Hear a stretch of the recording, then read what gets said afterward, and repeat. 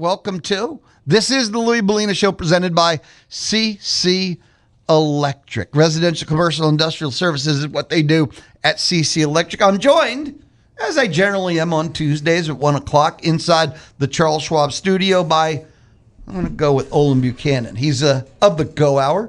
Mornings, 8 to 9 a.m. here on the Zone, 1150 a.m. and 93.7 FM. You read him at Texags.com, and, well, he's everywhere. Texags. What's up, brother? Hey, just another great day in College Station, Texas. Getting ready to fly out tomorrow for Nashville for the SEC tournament. So you're going to cover that? Yeah, we go. Texas, we cover it every year. You know, 4 or 5 years ago when they went to Tampa, I was the only media member from the state of Texas there. I'm sorry. No, it was great because remember they went to the final. I remember that year I didn't think they were going to go very far, so I took one change of clothes, and so I ended up wearing the same clothes, but I had to go to Walmart and buy some underwear because I ran out of drawers. You can never underestimate consistency. So same clothing, consistency. I mean, I had two, so I could go back and forth. But I remember that year it was Hassan Diarra at the buzzer to beat Florida, and then I can't remember who it was, but it was a great. I don't know who led the way, but just a great team effort to beat Auburn. And then Hayden Hefner went absolutely crazy, the best game of his life against Arkansas. And I remember thinking, well, they're in the tournament. Arkansas and Auburn were both ranked, and they lose in the final game to Tennessee, which was really ranked high. So I thought, oh, they're in, and then they weren't. So I learned a lesson there. Wait, was that when Buzz went off on the committee, right? That was his first or second year here? Second. Second year? And then he went off, and he was right. He was, but you know what it taught me is I don't think the tournament, the conference tournament really has, unless you win it, I don't think it has that much impact on getting into the NCAAs. Unless you're from the ACC. That's the only conference tournament that seems to have any impact. Yeah, definitely in the SEC. Because I also tell you that one year A&M, this might have been 16, A&M and Kentucky played in the final. It was a great game. It went into overtime. I think Daniel House and can't remember the kid from Kentucky. He's a good point guard. He could really shoot. You know he's in the NBA. But it's just, there's so many of them. I forget their names. And they were just, like playing horse. And Kentucky ended up winning in overtime, maybe even double overtime. And A&M had beaten Kentucky earlier that year. And A&M was still I think they were either both seeded number 3, but A&M was considered the higher third seed, or maybe Kentucky was a 4 seed or whatever. And Calipari was pissed because we should have gotten a better deal. And I said, well, it was obviously decided before the SEC tournament. My maybe not so good understanding is that the committee has pretty much 99% of the bracket done by Friday at noon. Yeah, I think you're right. Okay. So and then they have some contingency plans for upsets. Well, there's bids that get stolen, but it's 99% done Friday by noon. And if you think about it, I mean, they don't want to move lines. They don't want to move brackets. Plus, let's be honest. When you have if you had to wait, now there's only the SEC, maybe one others that has their championship game on Sunday. Well, Big Ten, I think, does. I mean, the big boys. Right. With teams playing that are already in. Right. But what I'm getting at is the game is over with, say, at 2. All right. Let's say it starts at noon, it's over at 2. And the Selection Sunday show's like at 6. So you can't do all that work in 4 hours, right? So it has to be done.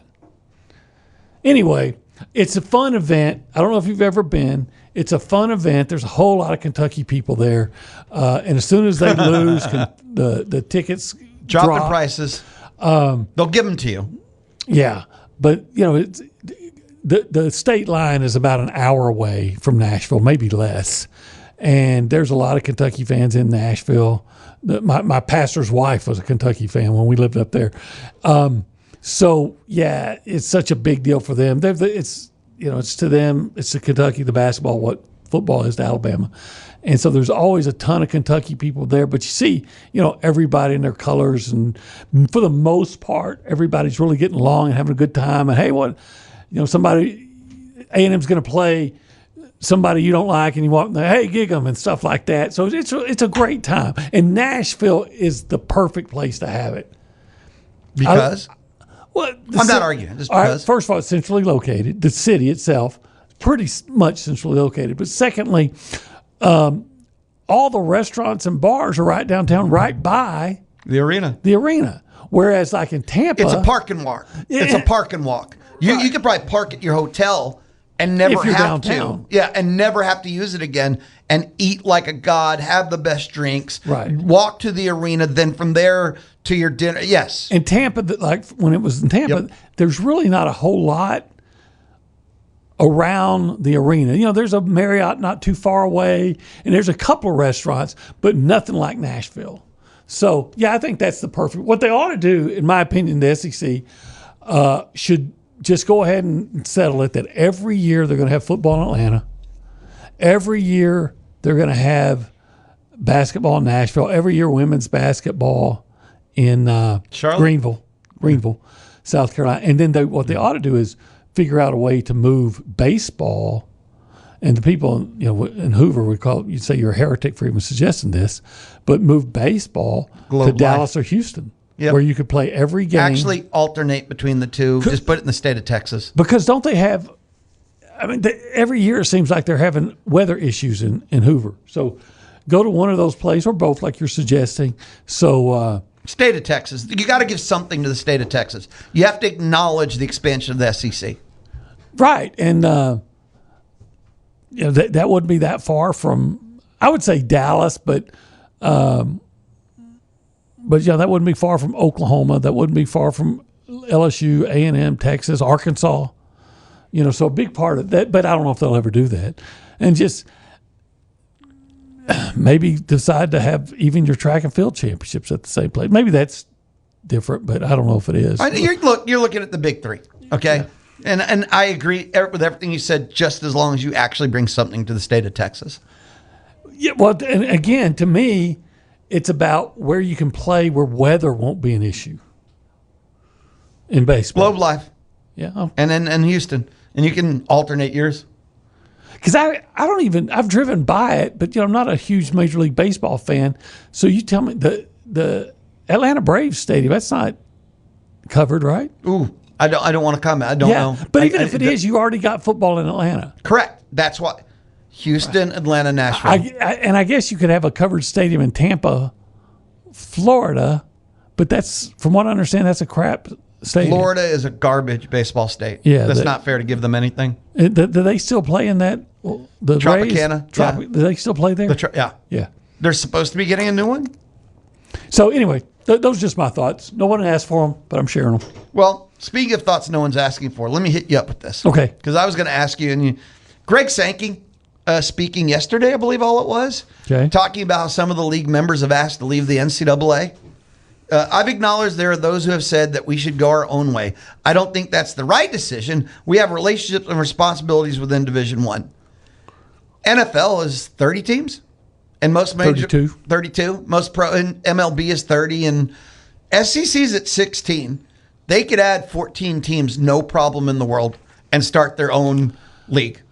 Why not? Why not? Well, Louie, for years, even when I was in working for Yahoo and Rivals in Nashville, and I would talk to guys like Barton Simmons. I know you know who Barton is. And we would, and other people there, and we would debate. And even then I was saying at some point, the SEC, at the time I thought it would be the 5 major conferences. Now there's 4 major conferences would just break off from the rest of college football and say, you can have your NCAA. We're going to have our own deal, because you had, like, at that time, Boise State programs like that. It's when autonomy came out. They wanted to say, hey, we're going to vote on this, and that was supposed to be a vote. And there were programs like Boise State, and Boise State was probably the loudest. They were saying, no, we're completely against this because we don't want to have to pay to keep up with you guys. And so we're paying enough, and that's when the SEC and the Big Ten basically said, then we'll just do it and go our own way. And then the Boise States and everybody kind of fell in line. But it's the old line. Some programs just can't play at the $100 tables. Correct. And, actually, most can't. Let's be fair. right. Most can't. So why should the ones that can play at the $100 tables, why should they be limited? Because you can't, right? Because no one, whenever I've been over there in Lake Charles or Vegas, where no one's ever said, hey, this dude has to play at the $15 table, so you got to play at the 15. It doesn't work that way. I think that's going to happen. He's probably just being, I wouldn't be surprised if Sankey's just being politically correct right now. And I would believe there's talks going on between, now I know he and the the Big Ten commissioner, whose name I can't think of right now. Polite. Yeah, because they've gone through so many lately.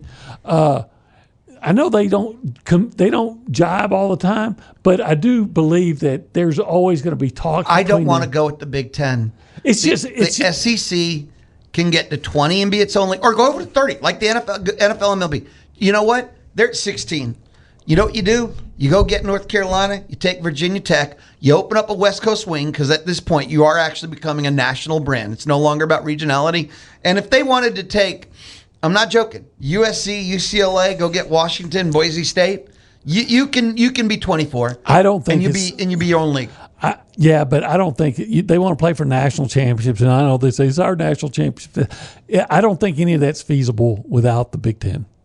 Without Ohio State's and Michigan. Do you remember and Penn State when the Big Ten said we're not playing during the COVID year, and the SEC said did? Who had to change their mind? The Big Ten. Okay, and if the SEC decides to break off on their own, I have a feeling the Big Ten's the one that's going to have to follow along. It may quit letting the Big Ten dictate. The Big Ten formed the alliance and then rated their partners. I'm not saying the Big Ten said, "Hey, if you go to 9, we'll follow you in the college football playoff." And then said, no, we want 24. The SEC, every time it gets in bed with the Big Ten, it's been a mistake. It's never not been a mistake. I don't think – I just think you got the two biggest conferences that – But you don't need them. The NFL's never said, yeah, we need another football league. Well, actually, they kind of did. Who? The American Football League, and they merged. They did that for legal reasons. They didn't need the teams. They just wanted to quit having their own prices. That was good business. This would be good business. Here's what I think is going to happen. I think you're saying the SEC raid some other conferences and then say this is going to be the SEC champion is going to be essentially be our national champion. I get it. I don't believe that's going to happen. I think but I do think what will happen is that you'll have the Big Ten expand and get even bigger, and the SEC will expand and get even bigger, and they will break off and form. They won't be under the NCAA umbrella. Maybe they'll be. I've always said it should be under the OBAA, the Olin Buchanan Athletic Association, and I'll figure out what the rules will be and hire one guy to be in charge of officiating, and everybody has the same officials and all the things. Unfortunately, it won't be me, but you know what I'm saying. They will have their own governance, and then what will happen is the NCAA tournament, as it is now, they'll still have their champion. They'll still have Connecticut or some, unless. Well, we already have the FCS. We'll add a third division. Right. How do you think we ended up with 2 divisions? And they should do it in football, because that's then teams that, like Boise State, they got high school, who are never going to win a national. We got 6A, 5A, 4A. Well, right now we have 1 and 1 AA, which we got rid of the name. We're going to have 1 AA, and 1 AAA. So it will be done eventually. It's just that, think about how long it took them to in college football to come up with this, to acknowledge, you know what, maybe having sports writers who are biased vote for a national champion isn't the best way to do this. A century? It took them a century to decide that wasn't, well, not a century, because they didn't start till 36, but it was all the way in almost 96? Almost before they started. So maybe even later than that. So we're talking about maybe 70, 80 years it took them to figure out that's not the best way to do something. So things move very gradually with college sports, because too many people are always arguing and want to get one over on the other, and nobody ever seems to really say, okay, this is just what's best for college sports. What you just said is why I want the SEC to go alone, because everyone's always arguing. I know you already said you don't think it'll go that way, but I'm just saying, because of what you said is why I think the SEC could go alone. Get to 24 teams at first, and then if it worked, your other 6 teams would come to you, and you'd be at 30. Okay, in other sports like the College World Series, the basketball tournament, are you going to be under NCAA for those, or are you going to have a? Oh no, you're your own league. It's all everything. the time. That's all. Yeah, I don't see that. 24 happening. and almost 30 teams. You don't need anything. Don't see it happening. All right, I can dream, and you need to quit ruining my dreams. Okay. Why you got to be that way? That's what I do. I've crashed a lot of dreams. You're a dream crusher at this point. Earl will tell you that. And you know what? if they ever move to the world where they come to the reality of things, there's not going to be a lot of other sports. That's the other part of it too. Because once you get rid of the NCAA, you don't have all those rules. Right. I think they're going to. You don't have to participate in X number of sports minimum. You don't have to start. No, but I think that if you look at the SEC and how strong they are in everything, they're not going to be NCAA polo or water polo that Stanford wins every year, right?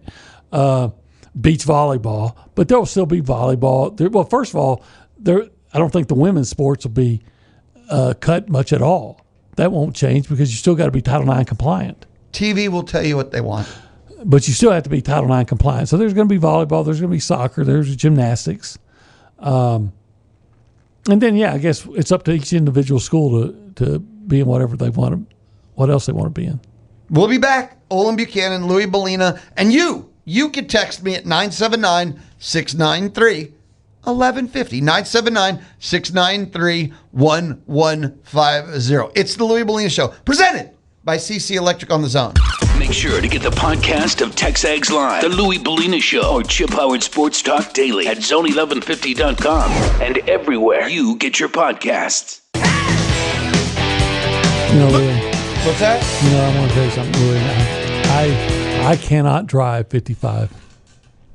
I know I can. I have the tickets to prove it. Fortunately, we don't have to anymore.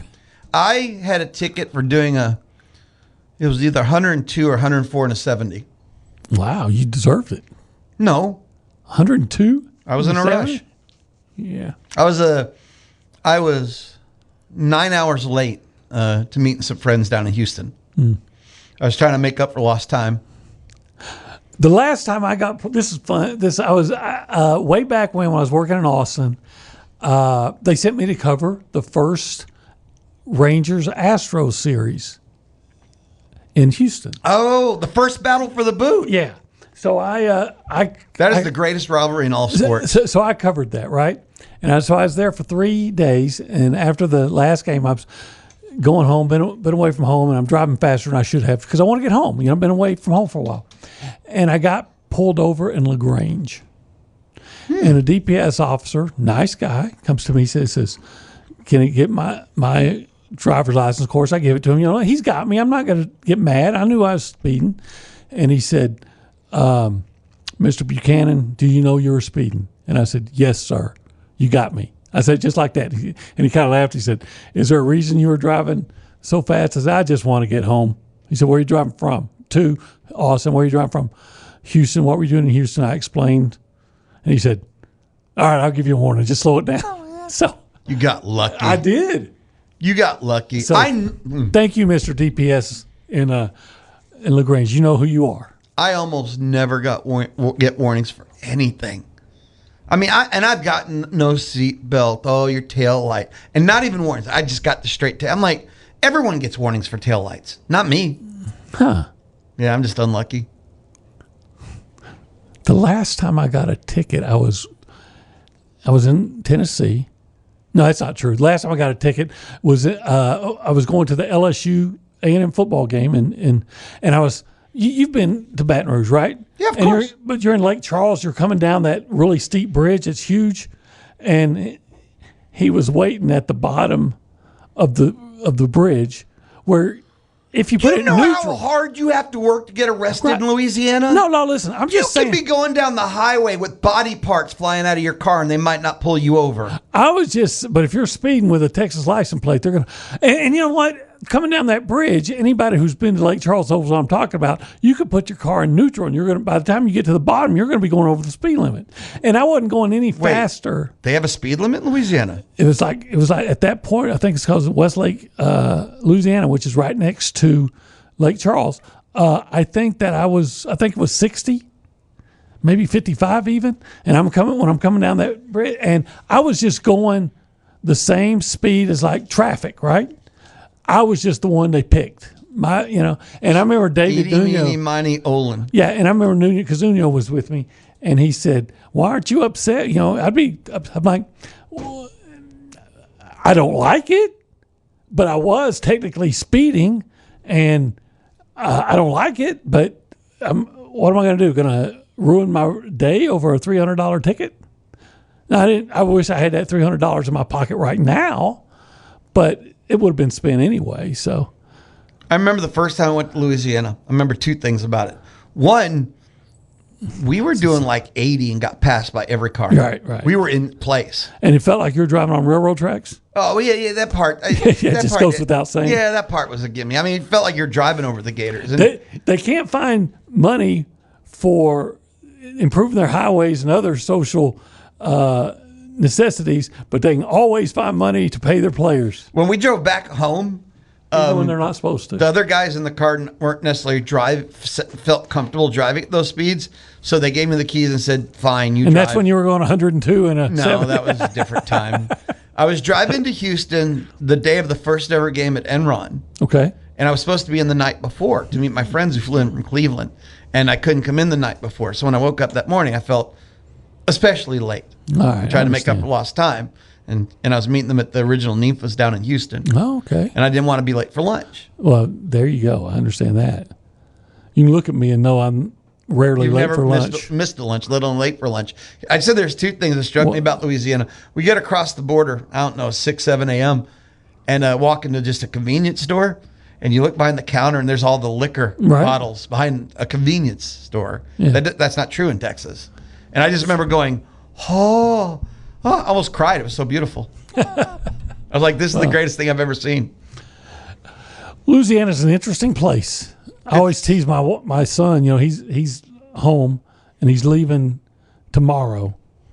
And I always tease him. I say, once you cross that Sabine River, the collective IQ in both states goes up. That is awesome. Anyway. That's pretty entertainment right there. I say that. Look, you know what? I have never met, I say this all the time, I have never met an individual, now let me stress, an individual from Louisiana that I didn't like. Individually. Now put them in a group of them. A mass. And maybe not. But individually, fun. They're fun folks, like to have a good time. What's wrong with that? Eat well. I've had fun in New Orleans. I've had fun in Lake Charles. I've had fun in Lafayette. I've had a lot of fun in the state. People have treated me well there. Had some car trouble one time. Had like 3 different people helping me out. Food's amazing. Food's amazing. In Lafayette, New Orleans, it kind of takes a dip in Baton Rouge. I was disappointed, but you eat in Lafayette and you eat in New Orleans, you're eating well.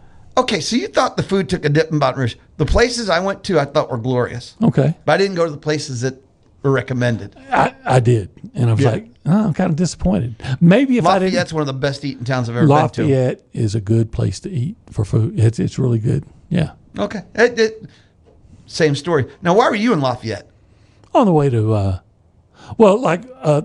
very often when we covered games at LSU, we're not staying in Baton Rouge because the hotel rates are so high on game weekend. So if you stayed in Lafayette, you probably saved $100 a night. I promise you we'll get back to Aggie Sports, but I got to know about this. So if you were in Lafayette, did you eat at the po' boy shop?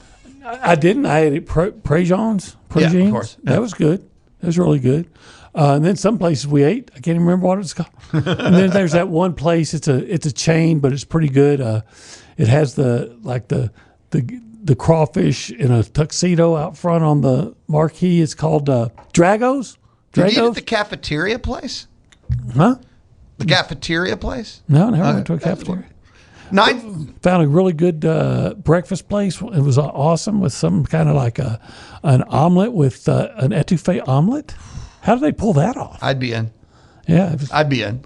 979-693-1150. A lot of people are like, we want. Hey, on the Louie Bellina Show. Okay, we'll give them some sports. Why? Yes, absolutely. On the Louie Bellina Show, it's a true anything goes. Here's what we'll do. We'll take a timeout because I'm hungry right now. And when we return, a little bucky ball. Yeah. And Olin has all your spring football news. That'll take about 22 seconds. Yes, ready? Because Olin last night, when we got all the jersey number changes, he studied it. He has the trends. He has the tendencies and more. It's the Louie Bellina. Yes. There's jersey changes? Oh, dude. You kidding me? They had these photo infographics. I couldn't sleep last night. I think Terry Bussey's going to wear number 6. Right? What? I missed that one. It's the Louie Bellina Show presented by CC Electric I'm sticking with Tuesday on the Zone.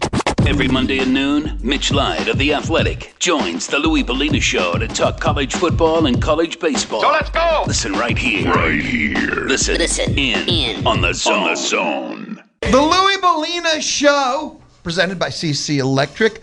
Based on faith, family, and community. Yeah, that is CC Electric, built on faith, family, and community. Louie Bellina Show from inside the Charles Schwab studio. In uncertain times, Charles Schwab remains invested in their clients by offering personalized guidance and clarity. Personalized, Mark Sim, right here in College Station. Get answers to your questions. Learn more at schwab.com/College Station. Olin. Yeah.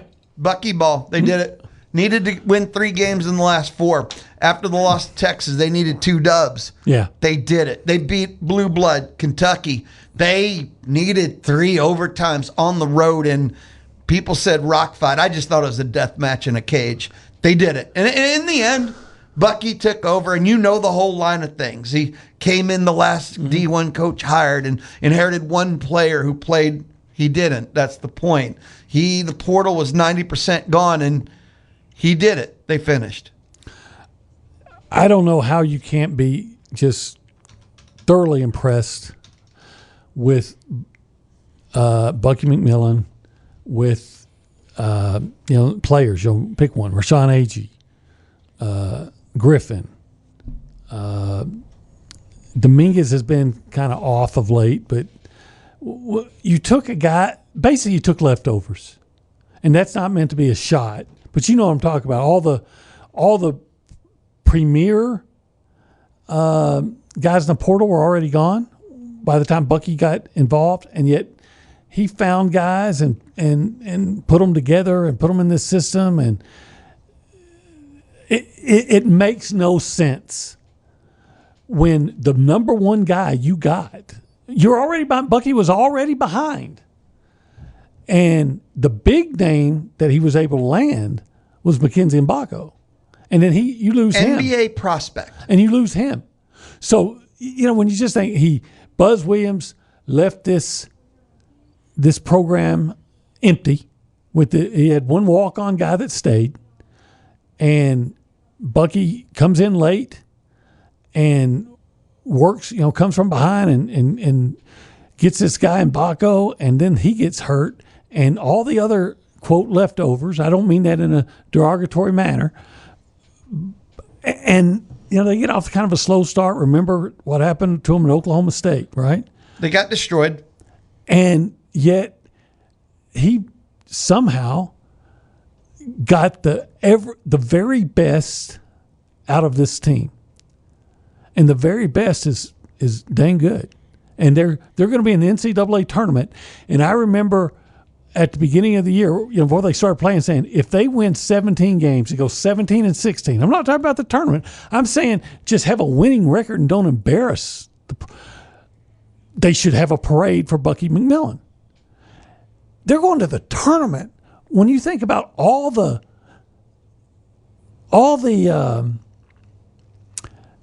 obstacles they had to overcome, it's just amazing. None of this makes sense. And you look at their 11-7 record, which in the SEC, which was the same as Buzz had last year with a veteran team. And yeah, you could say the SEC was stronger last year, and it was, but still, the same record. He had a better team than or a more veteran team. And then you look at it and think, we're talking like, in a lot of cases, a free throw away from beating Alabama, from beating Missouri, and beating Tennessee. You're that now. Did they get fortune go their way the other way? Yeah, at Auburn, sure they did, even though that shot was very late. But the point is, they're not that far away from being 14-4.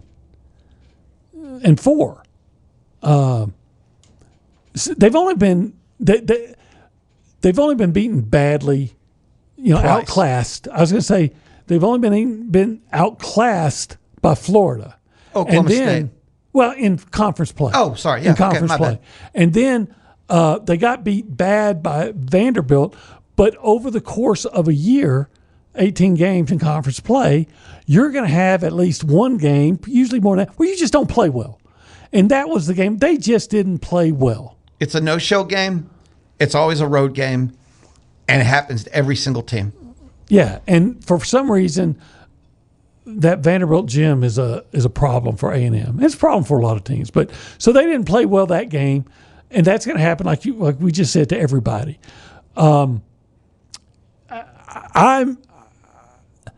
cannot express enough how not just me, everybody, and I think everybody that's reasonable is just over the moon about what Bucky McMillan was able to accomplish this year. And you're thinking like, well, if he can do that this year under the circumstances he faced, and what if they win a game in the NCAA tournament? Bucky's entire future is tied up in A&M's commitment to basketball. It has nothing to do with Bucky. I think if they give him a war chest, he can buy next level players and he can take the program to the next level. And I think he will, or he will always have to fight for leftovers. I think he will, because I've already seen the way people are reacting to him.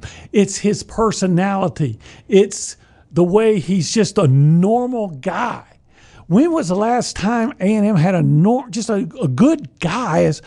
Look, Billy Kennedy was a good man. He is a good man, and I really liked him as the coach. But let's be honest, Billy Kennedy didn't have that kind of magnetic personality, right? He didn't have a lot of charisma. He's a quiet guy.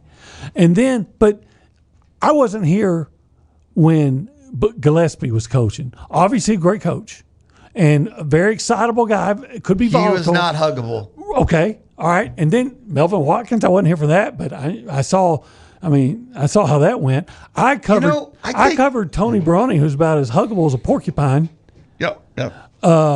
So I think you have to go all the way back to Shelby Metcalf. And Shelby was a funny guy, hilarious guy. It wasn't Kermit and he was Davis fun. for a year. Well, Kermit, and he was fun, but A&M's had a weird basketball history, dude. And now I think they found their guy. The problem is,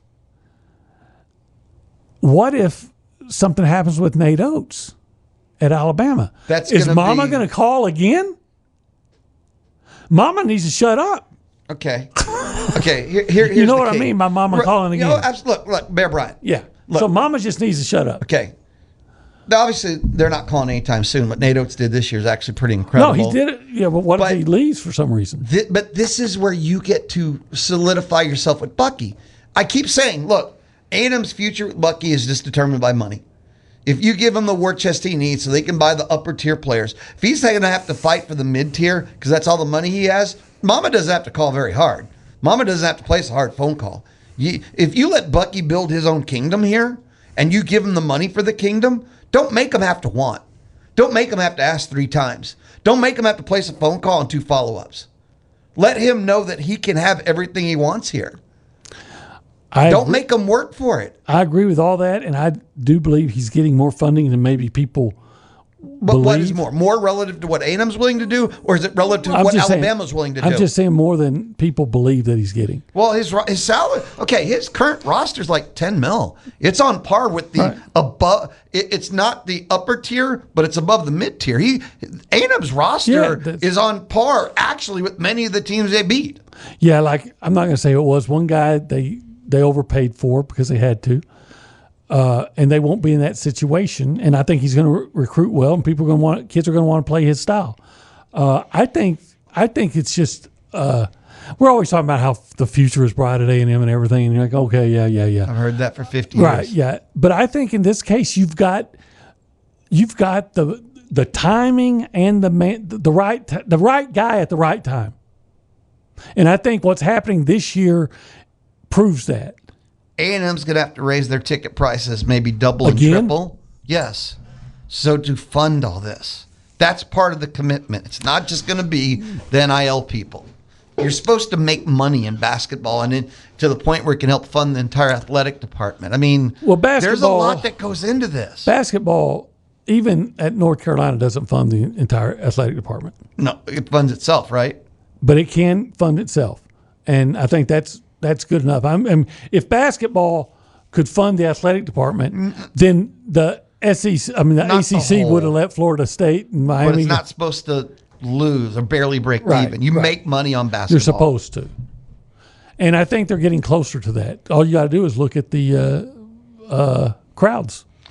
You mean the Kentucky crowd on that? No, not just that one. There's been, before Kentucky, there was a couple of games where it was full, and then maybe Missouri, and then they lost. And I will admit that basketball is the ultimate bandwagon sport here, but I think Bucky can, just by the sheer personality and the way he approaches all that energy, is infectious. And I think you'll see more and more people buying into basketball. Most basic thing in the world. It's fun to watch. I know that.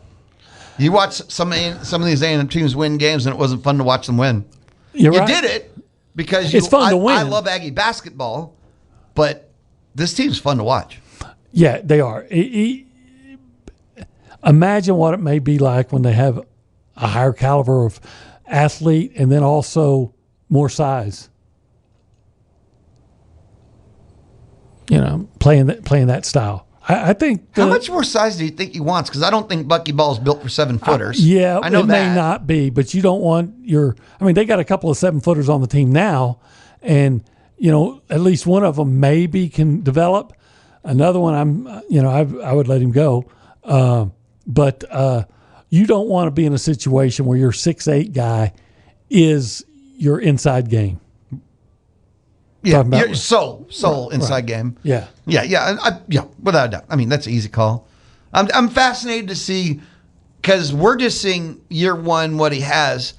I can't wait to see when every player is what he wants. To me, think about how much excitement for and expectation moving forward there was when Billy Gillespie was able to come in and take a bad team and get them to the NIT.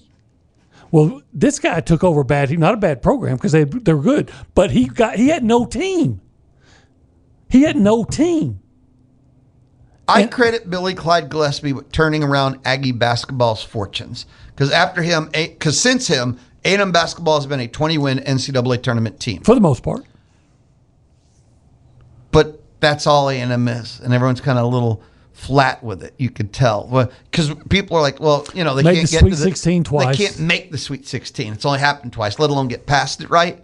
So Bucky's job is more than just make the tournament, which that's no referendum on this year, right? Can Bucky ball be the thing that makes making the Sweet 16 normal? Step one, right? Step one is make it normal and then make a run.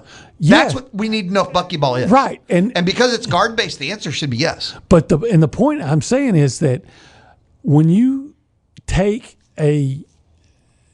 over a program with no players, no scholarship players, and in a year you're in the tournament, that makes you think, well, what can this guy do when he's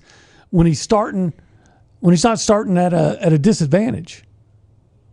So yeah, I think the time and the man are together at the right. You got the right guy at the right time. Absolutely, and make sure he knows that. I think he knows that they're very happy with him and there's a lot of support and they want to continue supporting him. Dude, thank you always. Be awesome. You know how much I love hanging out with you. And hopefully I can be here next Tuesday. What do you mean hopefully? Well, what if the Aggies get a Thursday game? You travel after you're done. We're done at We'll 1:50. see. Your plane leaves at It 2. depends on where we go. 1:50, 2 o'clock. If I can't be here, call me. Done. All right. Be awesome, brother. All right, we'll see you. I love hanging out with Olin. I'm not going to lie to you. When we return, Community Spotlight, Aggieland Humane Society. It is the Louie Bellina Show. Tuesday? Yeah, on the zone. Start your Sunday mornings with the best week ever from ESPN Radio. Yes! Listen in from 6 to 9 on the Zone 1150 AM and 93.7 FM. The Louie Bellina Show on a Tuesday. And, Tuesdays, 1:50-ish.